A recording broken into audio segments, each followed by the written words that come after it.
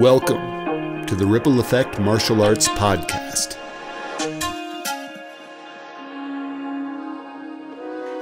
Hi, everybody. We're super excited to have with us today Mr. Zach Chase. He lives in Loveland, Colorado. He works for the St. Vrain School District, super into books. And so I'm really happy about that because we're going to have a lot to talk about. But he also has two kids in the Johnstown Ripple Effect Martial Arts School, and they are green belts currently. And we're going to get talking about karate and life and literature. Hey, Zach, thanks so much for being here. Oh, thanks for having me. I'm pretty excited. So first off, how did you find out about martial arts, or why were you interested in that for your kids? I took jujitsu for a while when I was a kid in Illinois, and so knew about that. And then my son said, I want to take karate class. And I think he heard about a kid in his class who took karate classes. And so I said, okay, that's great. And had been thinking about that for a while. He's 10 and, full of all the energy of a 10-year-old. And so I knew that the structure and the routine and the ritual and the tradition and all of those kinds of pieces could be really helpful, not to mention kind of all the cross-planar movement. So from an occupational therapy side, it's a great idea. So all those kinds of things. And so we did that. And then my daughter's 12 and can sometimes be a bit more reserved. And so was asked at the beginning after the first lesson, do you want to join in too? Do you want to try a class? And she was like, nope. And then I think probably a month, maybe a little bit less than a month of watching classes with me, turned to me kind of shyly and said, I want to do karate too. And I said, great, let's do it. The nice thing is that she made that decision before his first belt test, because I think if I had two different ranks going on at the same time, the sibling rivalry would be unbearable. So I'm glad that she made that request while he was still a white belt. Wow. So before he even earned a gold, his sister was like, maybe I'll get in on this. Yeah. What do you think excited your daughter about it? We talk a lot in our family about safety, and that our family is a place where everyone is safe. My kids are adopted, and in our first meeting, I said, do you know what my job is? No. I said, my job is to keep you safe no matter what. And so safety is a big component. And I think that was a draw for her, that there was a sense of power that she could pull from it and that she could do it. They haven't had necessarily as many exposures to pieces in the world. And so it was foreign and scary. And then she's like, no, I got this. And she saw, I think, the reward piece of it too. She's like, I can earn a stripe. I can do those things. So that positive reinforcement piece, I think, was also incredibly key. That's great that she saw in it a source of security, I guess. If I can, yeah. I think a lot of kids and a lot of parents want for their kids that out of a martial arts program is that you're not just building strength, but building awareness and gaining a sense of security. Have you seen a kind of advancement in, it's hard to gauge really, but like confidence, awareness, respect, strength, things like that? A shift in identity, right? There's a sense of belonging. Like, I do karate, I am this. It means something, right? That there are so few spaces where there is ritual and tradition available for kids. And so that, I moved from white to gold belt, and this is, I can name the set of things that earned me that piece, right? That there's something specific to work toward, I think helps to define that identity. For my daughters, Mackenzie, just her confidence, which I know sounds trite, but she, her hi-ahs were a bit meek at the beginning, and she'll raise her hand. She feels comfortable. She feels part of the place. And I think that's important. The same thing with Trey, my son, but I would think it's also the other way, is it's given us some language.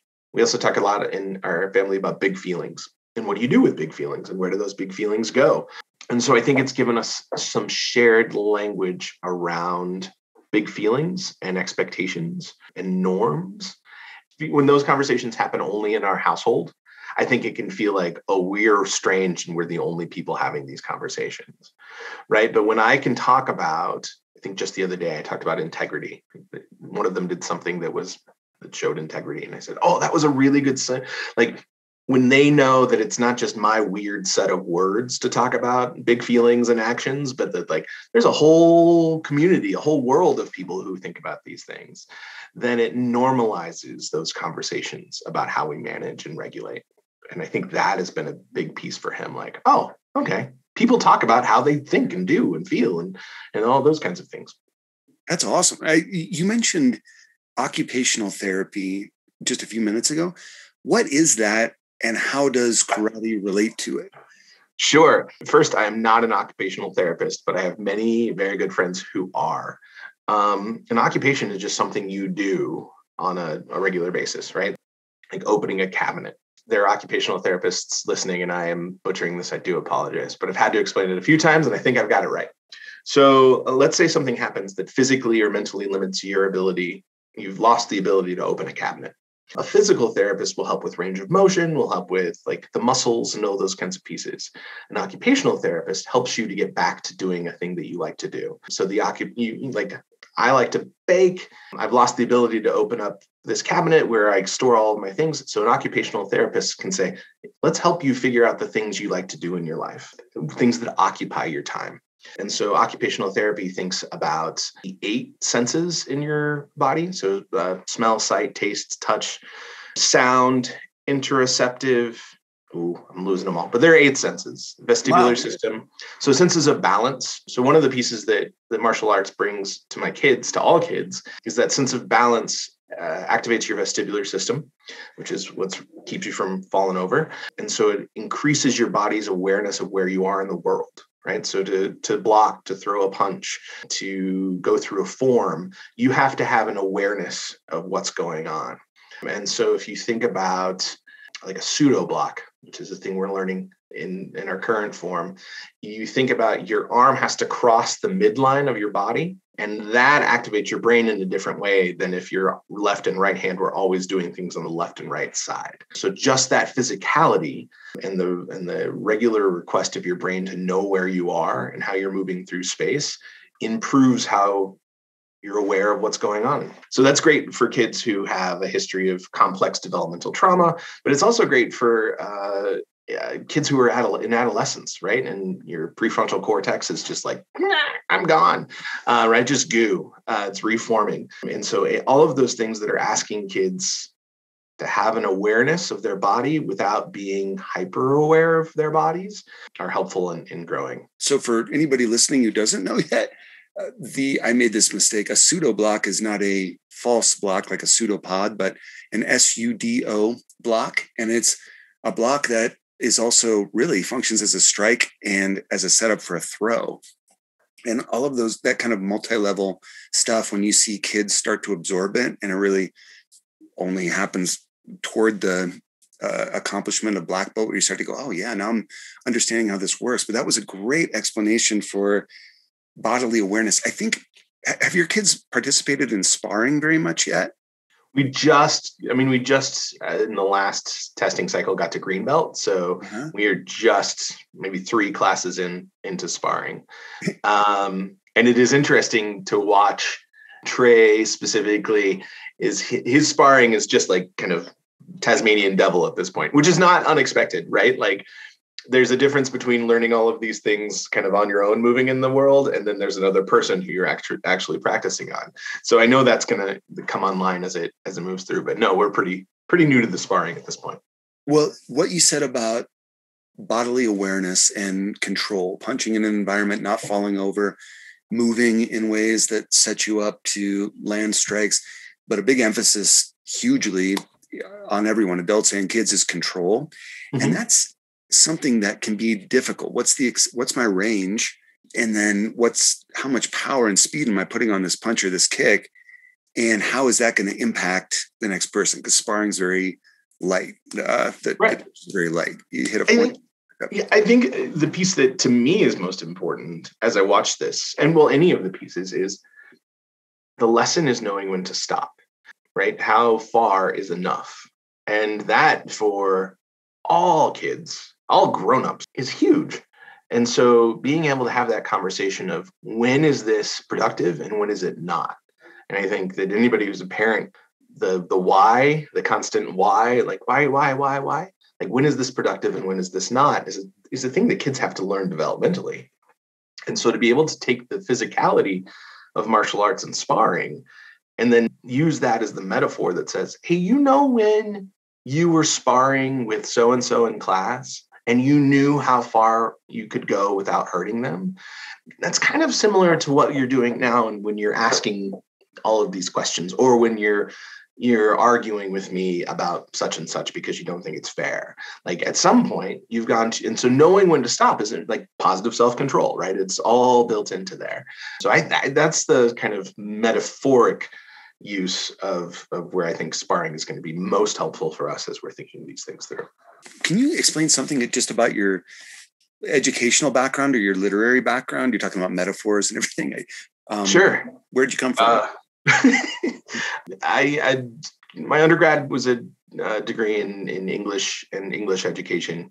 So I was an English teacher for a good long time, then earned a master's in educational leadership at the Harvard Ed School, and then master's from Nova Southeastern in curriculum and instruction, and then a principal's license at CU Denver. And those are all formal pieces. But I think the piece that probably informs it all much more, or is more foundational, is that my mother has always worked in and around the realm of human resources and human development. We were a 7 Habits of Highly Effective People household, which I didn't realize as a kid wasn't everybody's, like that not every house was also talking about being proactive and all of these kinds of things. So I was 12 and my mom said, I want you to sit down at the kitchen table and like, what's your mission statement? And so I went to school the next day and I was like, hey, what's your mission statement? And my friends were like, what are you talking about? Because I didn't, you don't know you're weird, but just that was just the language we had growing up, right? As we talked about those things. That was the worst. Like I wished I got grounded more, but no, we had to have a conversation where I had to process and speak aloud the things that had led to the thing that I did that got me in trouble. And I was like, can't you just yell at me like normal parents and send me to my room? And so, yeah, but then also as a teacher, right? Occupational therapy was a piece that I learned about very early on in my career that hadn't been a part of my formal education, but I was like, wait, this makes sense. The effect of music on the brain, the effect of all of these kinds of things, and what we can do to help our bodies self-regulate. I don't think you can talk about learning and teaching without understanding how the body and the brain work. And then more recently, developmental and complex trauma. So my kids were adopted, they were in the foster system. And no matter whatever led to that, being in the system and being adopted is a trauma on its own. That was not nearly as succinct as me talking about occupational therapy. No, that's great because I think it touches on areas that any parent in karate or not is wondering about. And just that you found that your kids feel accepted into the community. Do they have friends there, or are they friends with the instructor, or do you find them kind of referring to that at all? Yes. The instructors more necessarily than the kids at this point. Now that we're a green belt, they're staying after and helping with white belt classes, and so they're better. They're more permanent there, right? So it's not just the 45 minutes and then we leave. I want to stop in, if it's okay. One of the pieces that I think is one of the reasons we stayed is the quality of the conversations that I saw Mr. Varant having with the kids. The approach and the ethos of seeing every kid, like my kids were seen in every class, not for the entire 40, like it wasn't like one-on-one, but that they had a moment where a grown-up who was not their parent said they had done something well, and that when something needed to be improved, that grown-up stuck around to say, yes, you got it, keep going. In which we know is sports, right? We know the value of an amazing coach. But that consistency of experience is, I think, also why Mackenzie said, oh, I can jump out there because there's a grown-up out there who's also going to keep me safe and take care of me. And that's been every grown-up. the number of times Trey has come in with a story that a 10-year-old has that goes on way longer than it is interesting. And Mr. Olmsted has been like, okay, all right, and listened to the story in a way that Trey felt seen and heard. It's phenomenal and important. I mean, the first form, when we got to Chunji, and it's 19 steps. It's a lot for kids who have any typical kid, but also neurodiverse kids who are maybe thinking about where they're moving and what they're doing for the first time and having to put together several steps of directions. There was some real high frustration levels, and Trey was in tears. But I had seen enough by that point to know that I wasn't the thing that he needed. It was Mr. Bobby at the time, but he needed Mr. Brandt to walk over, and Mr. Brandt did. And he took him over to the corner after class, and they practiced it, and he helped him work through it. That is a huge lesson, is that there are other grownups in the world that will help you. And I think the pandemic has made that a harder lesson to learn. I think that a number of kids have forgotten that because we've become so much inside of the house and inside the family that having these experiences where there's another grown-up, you're like, oh yeah, there's an outside world, and it isn't big and scary, and it isn't always trying to, kill us, but instead it's trying to comfort us and help us grow and help us be stronger. It's a system of support that I think is super important. I'm so glad that you find that. So can I ask you, Mr. Brandt's very good at turning people the right way when they're doing their down blocks and so forth in Chunji. You get really disoriented. Chunji also means, you probably know, in Korean, heaven and earth. Mm-hmm. Not to put you on the spot, but as someone who is invested in metaphor and analogy and history, is there any discussion that you ever have with Trey or your daughter about this means heaven and earth? What could that why? We haven't done that with the forms yet, because sometimes when we get done with class, they need a little bit of time away from the form. So like, hey, that thing that was really frustrating, do you want to think deeply about what it means? We don't tend to do that. But we do the pieces of the Black Belt Creed are that one we talk about, right? Like, what does it mean to be courteous, right? The easy language for a kid is nice. And nice is oftentimes false, right? It's performative. But courtesy, we talk about how that is about the other. And it's a consideration that empathy is wrapped up into courtesy. So nice is fine. That's a good start. Courtesy means thinking about the other and thinking through those pieces. We haven't gotten to the shorthand of integrity means, you would do it even if no one was watching. But those are the pieces that we walk through. So with courtesy, for example, in today's world kind of thing, it's really tough, right? Because doesn't just mean opening a door for an old lady or something. It's right. If someone's yelling at you and saying that you're, insulting you, full of invective, how do you react? And right. What is a courteous reaction? And when you mention empathy, that's really interesting. Do they respond to that, or what? How do they think about that? Yes, because then we move it into for instances of like, do you remember when this happened and this, and then you did this, and then you did examples and non-examples. And okay, I get that. And it's big though. I mean, these are all huge concepts, but yes, the response is there. And then I know that they're starting to think about it when they use it on each other when they're angry. You are not showing courtesy.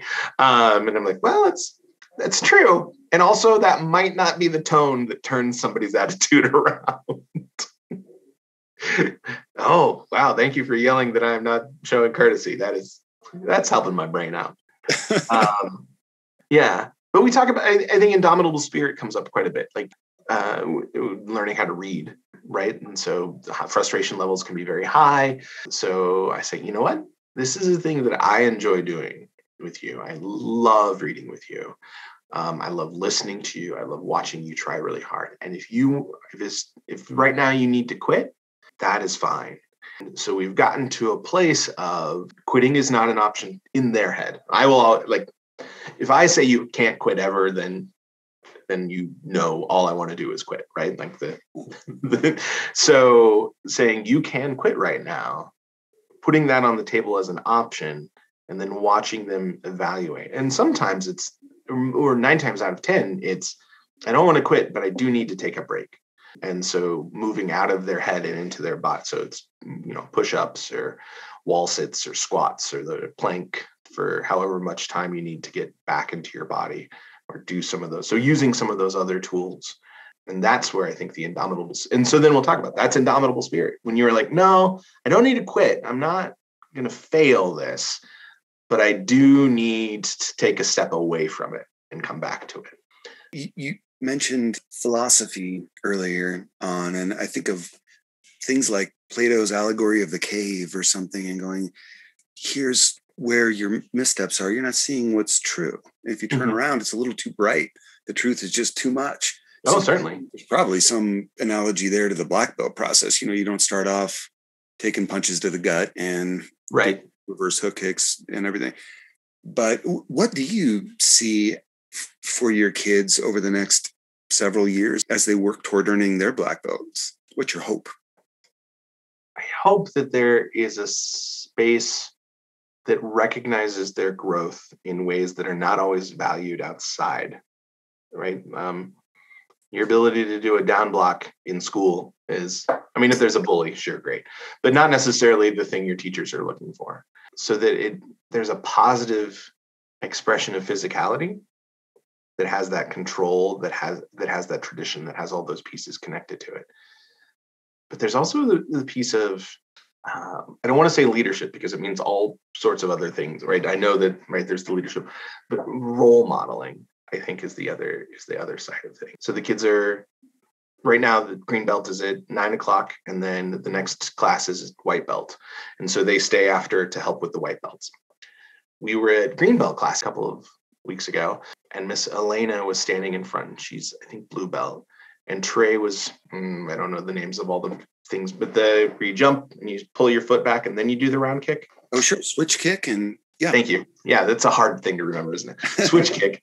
So he was the feet, his position of his feet was wrong. And Miss Elena was standing right in front of him. And as they turned, she saw that it was wrong. And then she, in the kindest and gentlest of ways, just paused what she was doing to help Trey do what he needed to do. Nobody asked her to. Nobody called him out. None of those pieces. She just saw that this was something, she knew how to do it and she knew he didn't. And she gave him a safe way to find his way there. My hope is that my kids are learning how to do that for others, both inside and outside of the school. My hope is that when they are helping with those white belts, that the gentleness of spirit was there, and that it's also real and true, right? Like that's what the instructors, if something is wrong, there's not a sugarcoating, but it's not mean, right? We're not trying to scare anybody. We're not trying to prove that we're in charge. The belts help us understand that rank. So they know what they know, and it's not about proving it. It's about helping the other person get there too. Thank you for listening to the Ripple Effect Martial Arts Podcast. Find episodes and more at rippleeffectmartialarts.com.